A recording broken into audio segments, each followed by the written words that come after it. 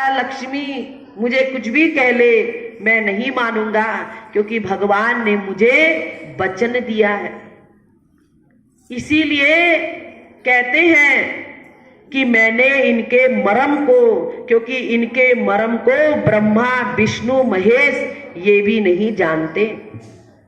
जग पेखन तुम देख निहारे, विधि हरि शंभु नचावन हारे। आप संसार को नचाने वाले हैं। कैसे? जैसे नट होता है और वो क्या करता है, कठपुतलियों को नचाता है वो पर्दे के पीछे, और स्वयं पर्दे के पीछे बैठता है और सब खूब मस्ती में देखते हैं कि कैसे कठपुतलियां नाच रही हैं। लेकिन नचाने वाला कौन है? उसको एक नट है, एक मदारी है। ऐसे ही इस संसार को नचाने वाला, इस संसार को चलाने वाला कहा परमात्मा, उसको भी कौन जानता है? सोई जानहु जेहि देहु जनाई, और जानत तुम ही हो जाई। हर कोई नहीं जानता, जिसको आप जना दो, जिसके ऊपर आपकी कृपा हो जाए। जनाना तो भगवान बहुतों को चाहते हैं। जब दुर्योधन भगवान शांति दूत बन के गए और दुर्योधन को समझाते हैं, दुर्योधन इस राज को रक्त रंजित मत करो, माता बहनें विधवा हो जाएंगी, बच्चे अनाथ हो जाएंगे, तुम केवल पांडवों को 5 गांव दे दो। दुर्योधन कहता है, कृष्ण तुम 5 गांव कह रहे हो, मैं तो एक सुई की नोक के बराबर जमीन भी नहीं दूंगा। बात हुई तो देखो दुर्योधन साफ मना कर देता है। भगवान ने बहुत समझाया, कहा नहीं विनाश काले विपरीत बुद्धि। किसी को भगवान स्वयं समझाने आए, कितने होते हैं ना हटीले, हम तो नहीं मानेंगे चाहे कुछ भी हो जाए। कितना समझाया स्वयं भगवान ने, लेकिन समझ में नहीं आया। तो भगवान जाने लगे तो दुर्योधन कहता है, कृष्ण मेरी माँ तुम्हारी बड़ी भक्त है, चलो मेरी माँ ने तुम्हारे लिए बहुत प्रकार के व्यंजन बनाए हैं। तो भगवान कहते हैं कि दुर्योधन आदमी 2 अवस्था में खाता है, या तो भूख लगी हो या तो भाव है। कभी कभी भूख, कितना भी पेट भरा हो तो देखो फिर भी आदमी कहता है लाओ भाई तुम्हारा मन रख लेता हूं, नहीं। या तो खाना खा लिया हो, कहीं रसगुल्ला देखा तो मुंह में लार आ जाता, फिर भी आदमी टपक से खा जाता है उसको। तो भगवान कहते हैं अर्जुन, अजय दुर्योधन ऐसा तो कुछ भी नहीं, ना मुझे भूख लगी है ना तुम्हारा भाव है, तो कैसे खाऊं? दोनों परिस्थिति विपरीत है। लेकिन भाव किसका था? प्रेम किसका था? विदुर जी का। क्योंकि विदुर जी को जब पांडवों को निकाल दिया, 5 पांडवों को हम सुनते हैं 13 साल वो वन में घूमते रहे, और उसी समय विदुर ने भी राजगद्दी का त्याग करके वो एक झोपड़ी में रहने लगे कि इस महल में कुमति व्याप्त हो गई है। सबके अंदर, जब राजा के अंदर ही जो बड़ा घर का मुखिया है उसके अंदर ही कुमिति आ गई है, वो एक न्याय नहीं कर पा रहा है, ऐसे घर में रह के मैं इस पाप का भागीदार नहीं बनूंगा। और विदुर जी अपनी विदुरानी के साथ चले गए थे, झोपड़ी में रहते थे, आराम से भजन करते और सुमरण करते। तो भगवान विदुर जी को जब पता चला कि भगवान आए हैं और विदुर जी इंतजार करते हैं, विदुरानी कहती क्या हमारे घर भगवान आएंगे? विदुर जी कहते जरूर आएंगे विदुरानी, अगर हमारा तुम्हारा भाव है। वो तो भाव का भूखा है। और जब हम सुनते हैं भगवान उस मथुरा में आए तो सारे लोग भगवान को देख रहे, वहां पर हस्तिनापुर में आए सारे लोग भगवान को देख रहे थे, विदुर जी भी उचक के देख रहे थे। तब भगवान विदुर जी को इशारा कर देते हैं। क्यों इशारा हर कोई नहीं समझता, जरा तारों से तारे मिला के देख ले, आएगा जवाब चिट्ठी पाके देख ले, जरा तारों से तारे मिला के देख ले, आएगा जवाब चिट्ठी पाके। तो उन्होंने तार कैसे मिलाया? आप लोग को किसी से बात करनी होती तो क्या करते हो? फोन मिलाते हो, बात हो जाती है। तो विदुर का और भगवान का तार मिल गया। भगवान ने विदुर को इशारा कर दिया कि मैं तुम्हारे यहां आऊंगा। अब उधर इशारा कर दिया, विदुर जी भागते भागते जा रहे हैं। अब सोचते घर में कुछ भी नहीं है, सुविधा नहीं है, क्योंकि झोपड़ी में रह रहे हैं, खाने को भी कुछ नहीं है। और विदुर जी सोचते हैं चलो भगवान के लिए कुछ लेते लेते मैं घर में जाऊंगा। अब क्या हुआ, विदुर जी कहीं से मक्खन लेते हैं, कहीं से दूध लेते हैं, कहीं से छेना लेते हैं, कहीं से कुछ लेते हैं और इकट्ठा करते करते जाने लग जाते हैं। और उधर क्या होता है, दुर्योधन कहता है चलो कृष्ण, तो भगवान कहते हैं नहीं मैं नहीं जाऊंगा। दुर्योधन कहता है तुम्हें नहीं पता मैं राजा हूं और मेरी माँ ने व्यंजन बना रखे, कृष्ण तुम्हें तो खाने होंगे। भगवान कहते मेरे को कोई बांध नहीं सकता। तब दुर्योधन कहता लाओ जंजीर, इस कृष्ण को बांध लो। अब जब बांधते हैं तो भगवान, अब भगवान को कोई बांध सकता है? कोई बांध सकता है? कोई नहीं बांध सकता। प्रेम के बंधन में मोहन फंस गए और जिसने जैसा चाहा मोहन बन गए। वो तो केवल प्रेम के बस में बंधते हैं और किसी के नहीं। दुर्योधन कहता है जंजीरों में जकड़ लो कृष्ण को और जंजीर लेकर के वो भाग रहे। क्यों? कभी भगवान अपना स्वरूप इधर दिखाते हैं, उधर दिखाते हैं, और वो सोचते उधर कृष्ण खड़े हैं, वो सोचते भगवान उधर कृष्ण खड़े हैं, उधर खड़े हैं। चारों तरफ उस राज्यसभा में लोग वो जो है सिपाही हैं, जंजीर लेके दौड़ रहे, लेकिन भगवान किसके हाथ में आने वाले? फिर भगवान ने उस दुर्योधन को अपना स्वरूप दिखाया, प्रकाश दिखाया, विराट रूप दिखाया। अब दुर्योधन क्या कहता है, कृष्ण तेरा ये रूप मैं नहीं, तेरे उस स्वरूप को देखकर, तेरे इस जादूगर रूप को देख करके मैं नहीं तेरे प्रलोभन में आने वाला, मैं नहीं तेरे चंगुल में फंसने वाला। वो तो जो सीधे साधे गांव के गंवार है ना, अनपढ़, वही तेरे चंगुल में फंसेंगे, वही तेरे चंगुल में फंस सकते, मैं नहीं फंस सकता हूं। और जो गाय चराते हैं, दूध बेचते हैं, तो उन्हीं का तो गुरु बना है। अब दुर्योधन को भगवान ने देखो स्वरूप जरूर दिखाया, लेकिन कहा सोई जानहु जेहि देव जनाई। भगवान ने स्वरूप जरूर दिखाया लेकिन उसके ऊपर कृपा नहीं करी। कितने प्रेमी होते, ज्ञान खूब ले लेते हैं, लेते ही लेते, लेकिन कृपा किसी बिरले का ही भाव होता है। अगर कहो उससे सेवा के लिए एकदम रोमांचित हो जाता है, वो भूल जाता है, कहता है बाई जी जो गुरु महाराज जी की इच्छा, जो आपकी इच्छा। और कितने सोचते हैं हम चतुर बने रहे, चालाक बने रहे तो भाई घाटा अपना है, गुरु महाराज जी का तो घाटा नहीं है। तो वो दुर्योधन भी कहता है भगवान ने उसको स्वरूप जरूर दिखाया लेकिन पहचान नहीं पाया। लेकिन भगवान ने सोई जानहु जेहि देहु जनाई, और जानत तुम ही हो जाई। कौन हो गया उनका?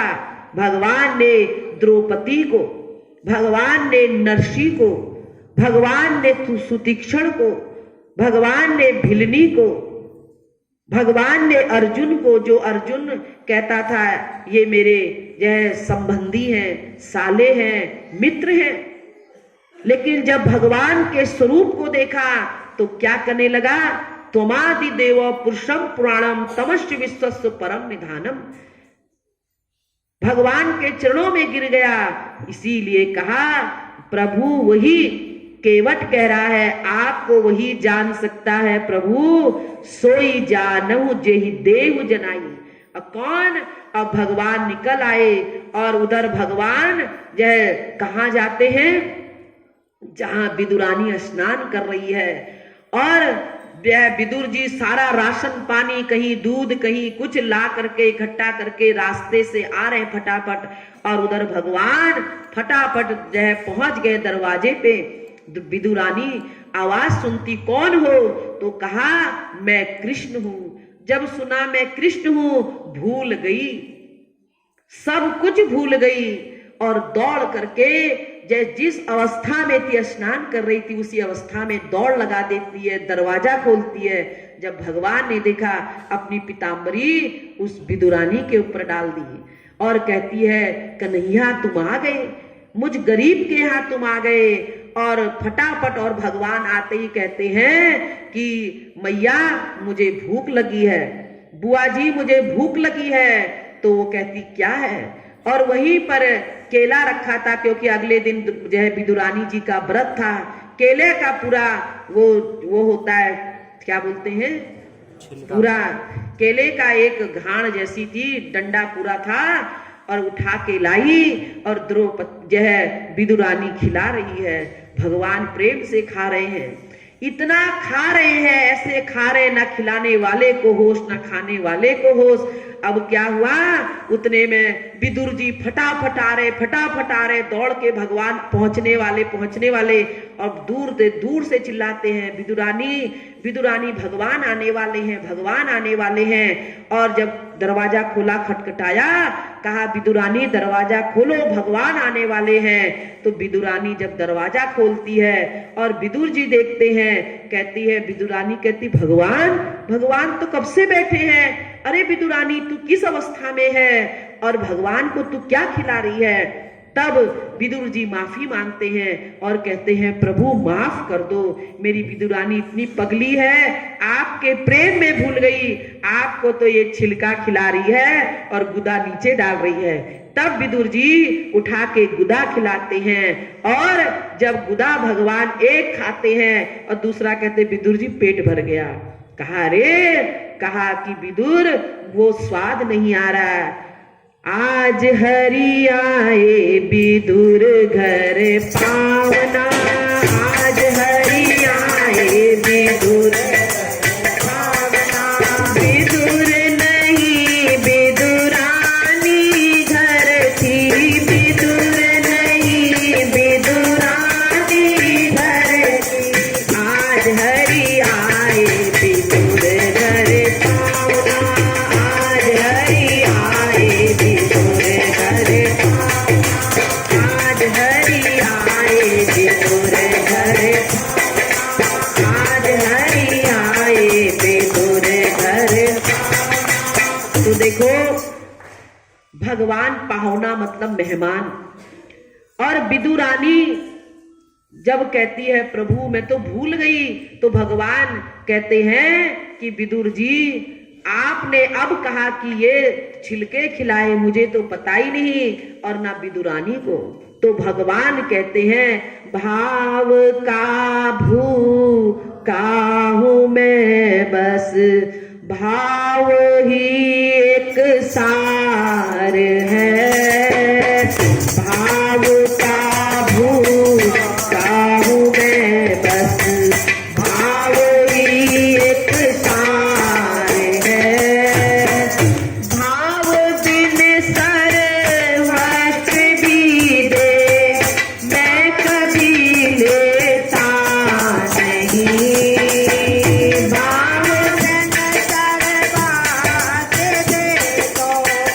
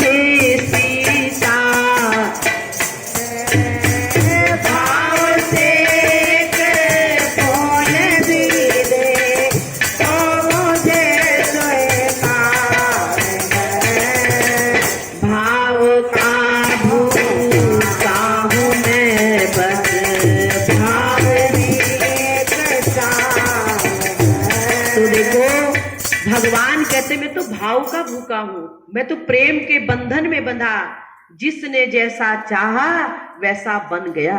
मैं द्रौपदी के लिए एक दासी बना, मैं नंदा नाई के लिए दुर्योधन के चरण दबाने चला गया।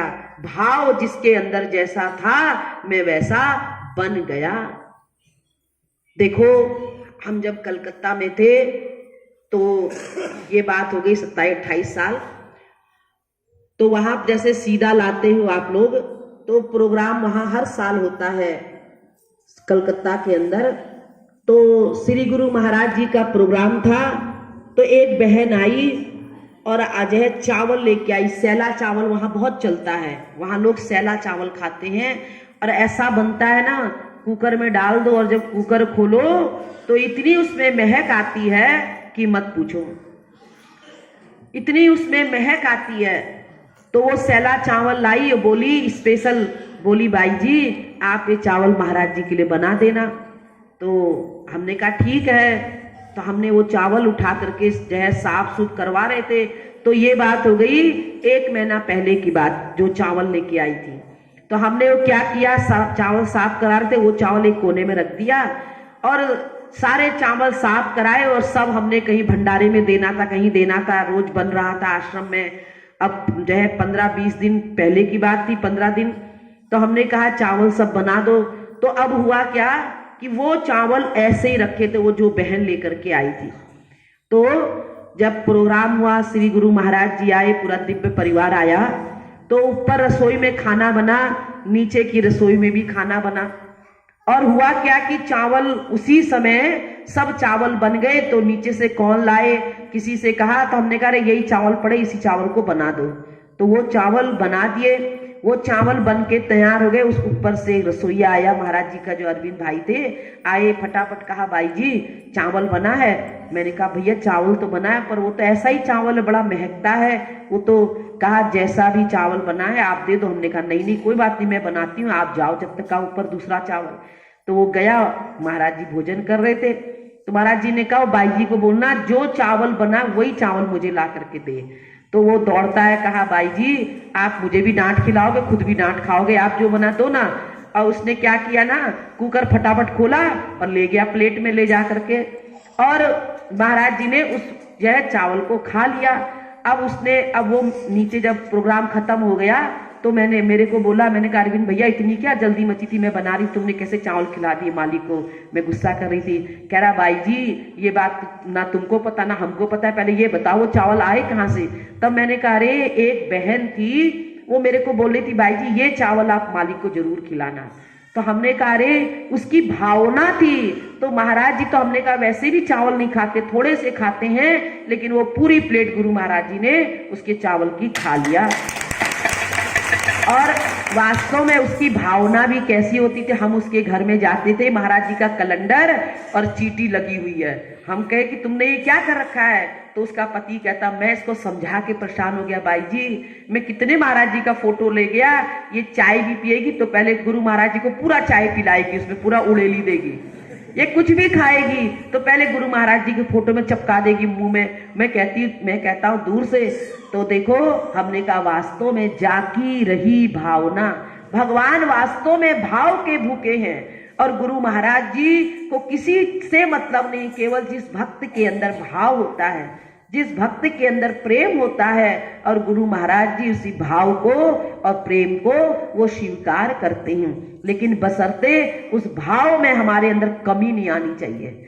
अगर कमी आ गई, 50 किलो का दूध का भगोना है और खटाई कितनी बड़ी होती है, कितनी बड़ी होती खटाई, 50 किलो का दूध और छोटी सी खटाई उसको खराब कर देती है। अगर हमारे अंदर जरा सी दुर्भावना आ गई तो क्या होगा, हमारी कितने जन्मों की भक्ति थी जो ये दरबार मिला। ये दरबार कोई ऐसा वैसा दरबार नहीं, ये वो दर है जहां तकदीरें बदल, और सबकी बदली, बताओ बदली कि नहीं बदली है, सबकी तकदीरें बदली हैं। तो इसीलिए वो केवट कहता है कि मैंने इनके मर्म को जान लिया, मैंने इनके राज को जान लिया, ये क्यों आए हैं, इन्होंने हमसे वादा किया था। हम वादा भूल जाते हैं बाई जी, हम जरूर देंगे, हम गुरु महाराज जी की सेवा करेंगे, सत्संग करेंगे, भजन करेंगे, लेकिन देखो हमको भी 1.5 महीना हो गया आए हुए, अब 1-2 महीना सोच लो, लेकिन कितने ऐसे प्रेमी किसी ने सत्संग कराया? अरे हर प्रेमी को साल भर में एक बार जरूर कराना चाहिए। अब ऐसा नहीं कि साल भर में करा लिया, सत्संग तो हर महीने कराना चाहिए, लेकिन नहीं करा सकते तो साल भर में तो एक बार जरूर कराना चाहिए हर प्रेमी को। हम तो कहते छोटा छोटा सत्संग कराओ, ज्यादा खर्चा भी मत करो, लेकिन आप लोग कराओगे तो खूब भंडारा बनाओगे। अरे हम तो गुरु महाराज जी की महिमा को, चरित्र को, गुरु महाराज जी के उस सत्संग को, सबको कहा आप जपे औरों को जपावे, ये भावना होनी चाहिए। तो देखो केवट कहता है मैंने मरम को जान लिया, इसीलिए मैं पैर धुलाए पार नहीं करूंगा। तब देखो जो है केवट भगवान से कहता है बात छोटी सी है, बात छोटी सी है, सिर को हिला दीजिए, बात छोटी सी है, सिर को हिला दीजिए, बात छोटी है, सिर को हिला दीजिए, बात छोटी है, सिर को हिला दीजिए, बात छोटी है, सिर को हिला दीजिए, आओ अपने प्रभु जी धुला लीजिए, आओ अपने प्रभु जी धुला लीजिए, पाओ अपने प्रभु जी धुला लीजिए, पाओ अपने प्रभु जी धुला लीजिए। हम अनपढ़ कोई भूल हो ही गई, हम अनपढ़ कोई भूल हो ही गई, हम हैं अनपढ़ कोई भूल हो ही गई, हम हैं अनपढ़ कोई भूल हो ही गई। आप मालिक हैं, आप मालिक हैं, सब कुछ भुला दीजिए, आप मालिक हैं, सब कुछ भुला दीजिए, बात छोटी है, सिर को हिला दीजिए, बात छोटी है, सिर को हिला दीजिए। जब केवट देखता है लक्ष्मण जी पकड़ पकड़ किए जा रहे, पकड़ पकड़, और भगवान चुपचाप बैठे, भगवान मुस्कुरा रहे, तब केवट भगवान के पास जाता और कहता है प्रभु छोटी सी तो बात है, मामूली सी तो बात है, सर को हिला दीजिए और मुझे पांव धुलाने दीजिए। तो सुन केवट के प्रेम लपेटे अटपटे, बिह से करुणा आयन, भगवान मुस्कुराने लगे। कैसे?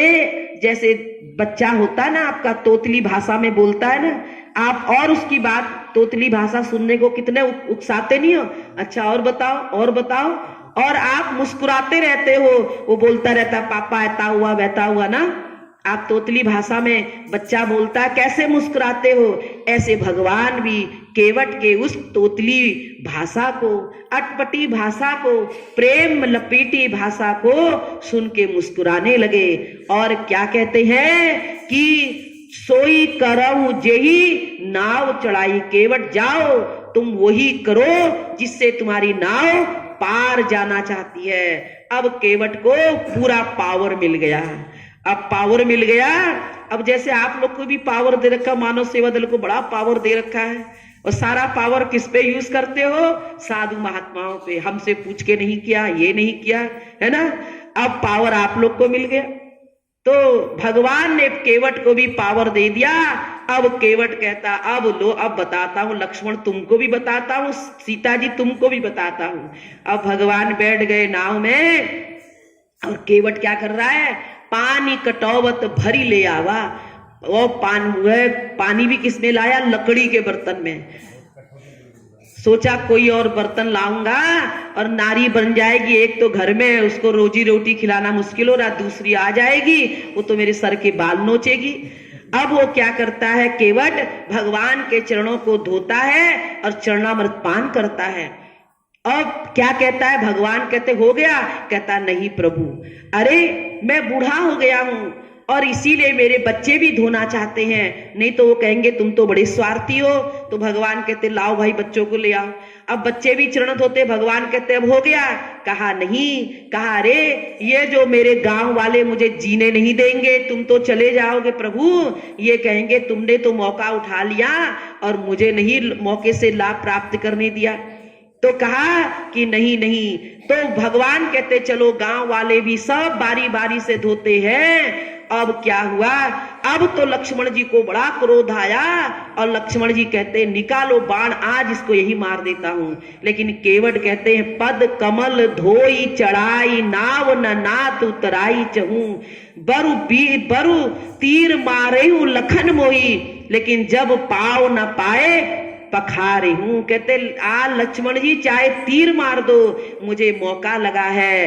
अब कहते बस प्रभु, भगवान कहते हैं जैसे गुरु महाराज जी चलो चलो फटाफट फटाफट, और देखते प्रेमी लोग भाग भाग के आते, फिर गुरु महाराज जी खड़े जाते कहते चलो फटाफट। अब केवट कहता है कि प्रभु जय, भगवान कहते हो गया चले अब नाव चलाओ। कहा नहीं प्रभु, मेरे जो पितर हैं वो पितर मेरे नरक में जय भोग रहे हैं, उस जन्म मरण के चक्र में फंसे हैं, मैं अपने पितरों को तो तर्पण दे दूं।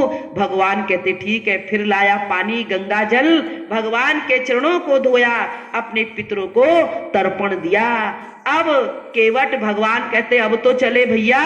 लक्ष्मण जी कहते अब भी कोई पितर वितर बचा है। कहा नहीं प्रभु। तो इसीलिए कहने का मतलब भगवान ने केवट को और केवट को जो है भगवान ने कहा जो ही करहूं तो ये नाव चढ़ाई, मतलब जैसा तुम चाहो। तो देखो कहने का मतलब कि केवट ने भगवान के चरणों को चरणामृत का पान किया, पितरों को परिवार वालों को सबको उसने तार दिया। तो कहने का मतलब भाइयों माताओं बहनों, हम भी जीवन के अंदर गुरु महाराज जी ने ऐसा मौका दिया है, हम अपने जीवन में ऐसे गुरु महाराज जी के श्री चरणों में बैठ करके उनकी भक्ति को करें, भजन को करें। अगर नहीं करेंगे तो कहा कि देखो जैसे केवट ने देखा मौका है, उसने छोड़ा नहीं, चाहे कुछ भी हो जाए। कहा लक्ष्मण से, कहते लक्ष्मण तुम मुझे चाहे तीर मार दो, बाण मार दो। अब जब भगवान नाव चला, जो है केवट नाव ले जाने लगा, अब केवट गोल गोल घुमाने लगा, सोचता है कि अरे गंगा पार भगवान तो हो गए, लेकिन मौका लगा है, क्योंकि इतने सालों बाद, मुझे कितने जन्म के बाद भगवान के दर्शन हो रहे हैं। तो भगवान कहते भाई केवट चलो पार उतार दो, क्या तू गोल गोल घुमा रहा है। कहा प्रभु बड़ी तकलीफ हो रही है क्या, आप भी तो 84 में गोल गोल घुमाते हो जीव को, तो सब हमको भी ऐसी तकलीफ होती है। भगवान कहते केवट तू पार तो उतार दे, सूर्योदय होने वाला है, हमको सूर्योदय के पहले पार उतरना है। तो केवट कहता है ठीक है। केवट को पार उतार दिया, केवट ने भगवान को पार उतार दिया। भगवान कहते अब जाए, कहता है केवट कहता है प्रभु आप जाइए, फिर मौका दीजिएगा। अब भगवान कहते हैं उतराई तुमको क्या दें। तो माता सीता जी के पास हीरे की अंगूठी उतार के देती है, लेकिन फिर कहता है केवट प्रभु ये क्या कर रहे हो, आप ये क्या कर रहे हो। कहा क्यों, कहा कि तुम्हारा और मेरा दोनों का एक ही कारोबार है। अब तो लक्ष्मण को बड़ा क्रोध आया कि ये तो बदतमीजी पे बदतमीजी किया जा रहा है, अंट शंट बोला जा रहा है, कभी भगवान को कुछ बोलता है कभी कुछ बोलता है, अब बोल रहा है तुम्हारा और मेरा एक ही कारोबार है। अरे ये तो राजा राम है और इनको क्या कह रहा है। तो भगवान कहते क्रोध मत करो, पूछ तो लो क्यों तुम ऐसा क्यों कह रहे हो। तो कहा आप ऐसा क्यों बोल रहे हैं केवट। तो केवट कहता एक बात बताओ, नाई दूसरे से क्या बालों की कटाई के पैसे लेता है। कहा नहीं। कहा धोबी दूसरे धोबी से कपड़े की धुलाई लेता है। कहा नहीं। तो कहा जब एक धोबी दूसरे धोबी से जो है धुलाई नहीं लेता, एक नाई दूसरे नाई से बालों की कटाई नहीं लेता है, तो मेरा काम है इस पार से उस पार उतारना। और भगवान का काम क्या है, ये संसार सागर से पार उतारना। इसीलिए अभी मेरी बारी है, फ्री में पार उतार दिया, कुछ टैक्स नहीं दिया। ऐसे प्रभु आपकी जब बारी आएगी, मेरे जय दयालु नाम है तेरा, दया की हड़ताल मच